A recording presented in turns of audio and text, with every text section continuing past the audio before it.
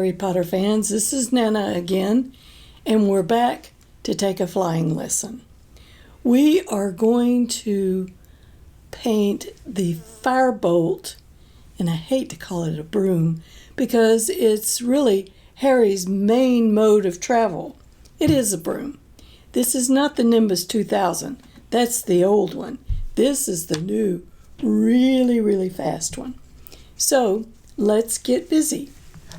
I've turned my red construction paper horizontally. Now, this is Gryffindor red. If you're a fan of one of the other houses, you of course can use whatever color construction paper you prefer, or you can do it on white paper. These are the colors that I have picked out for the broom. Believe it or not, there's a good bit of color in a broom. There are grays and rust and brown and black and even a bright orange and a white. These are going to be used later because we have to prop the broom up on a stack of books. This is easy. It's going to be slow and easy, and we'll take our time with this because this is fun. Okay, let's begin. We're going to start with the actual building of the Firebolt. So let's take our brown. It's not quite as shockingly dark as the black, so we're going to start with the brown. And I'm going to start with a handle. This is... Now, this broom has been well used. You'll be able to see that. And it's held together with two bands of metal. Probably has some sort of magic attached there. And then they look almost like broom bracelets. There we go. Now the fun part. Now, just don't make your broom willy-nilly. That's an old-fashioned word. But don't make it like it's been sweeping the floor. This is a racing broom. Racing brooms have a definite shape. And this one does. It goes down to a point, almost like a bird's tail, which helps it be aerodynamically able to fly in the sky and be really good in a Quidditch game. Now you can have one or two pieces that kind of hang out a little bit because after all, it is a broom. But mostly it's shaped like this.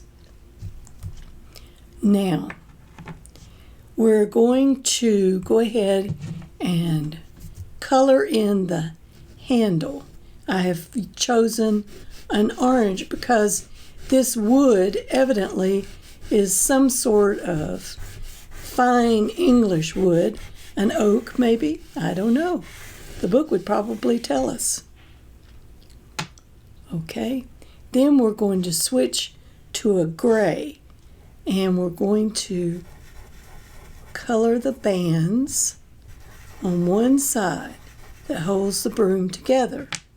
On the other side, where the light is some white.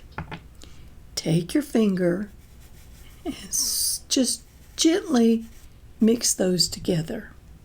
All right, now let's take the rust color and we're going to give it some light, some shadow, up underneath here. There we go. Now, you can put some highlights into the broom.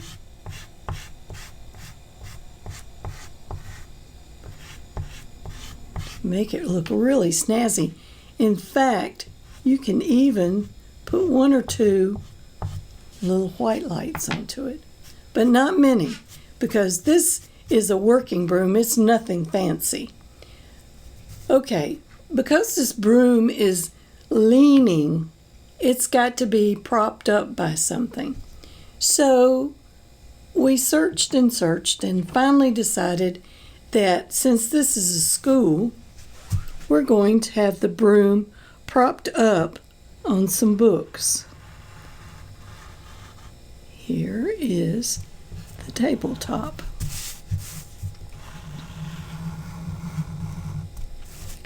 And we're going to put in our first book. I wonder if this is a book of charms. I have it not quite closed. It's a big, thick book. And then next is maybe a potions book. And then how about a herbology? And then a very small, you decide what the last one will be. Okay, now, this first book will have a blue cover. And then the next one, maybe, like I said, it will be the potions. It will be red. And then the herbology book is green because it's about plants. And the unnamed one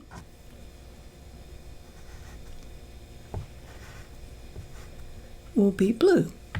Now, you can take your gray or your black and put some very thin lines to make it look like books. Okay? Like pages of the book. All right. Now this very boring table. So let's give it a little bit of color. You notice I didn't color it all the way up under the books.